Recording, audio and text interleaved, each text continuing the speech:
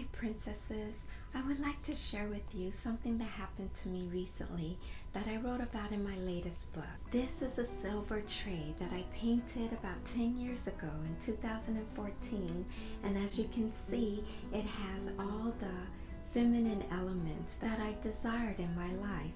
It reads love and beauty, life and softness, sweet and sensual, pure and joy and peace. As I share in the introduction of my latest book, these are the loveliest elements I desired in my life. Using it as decor, it remained in my room for years. When I moved, it was packed away in a box for months. After moving again, along with the writing of several more books, I began writing this one.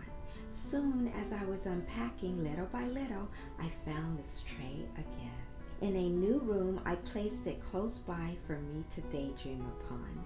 One day, as I was looking at it, it dawned on me those same words of desires I wanted in my life I was now writing about. Sure, soft and sensual were swapped out for holiness and righteousness, but I had already written about those things in other books. Everything else was in this book. God then brought this scripture to my spirit, and the scripture is found in Habakkuk 2:2. And the Lord answered me, write the vision and make it plain on tablets, that he or she may run who reads it. Subconsciously, I was completing the vision He gave me a decade ago. Every element, save what I identified, was fully expressed in this material. It all began with a word, a concept, a desire. This book is the result of the ideas He placed in me years ago, and it's timing to bring it out, not only for me, but for other daughters of God as well. I hope you treasure these gems the Lord hid in me for you.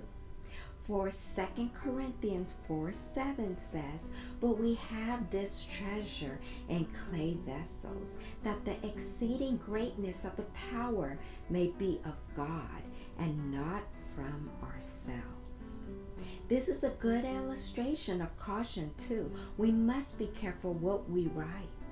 We should be led of the Spirit of the Most High in what we write, in order to carry out His plans and His purposes in us, not our own. It may take some time, but He is faithful to bring all things He has decreed to pass. And the name of the book is called Desires of the Daughters of God. And the subtitle is Blessings from Hebraic Concepts. Now you won't find my English name at the bottom, since I'm talking about Hebraic concepts.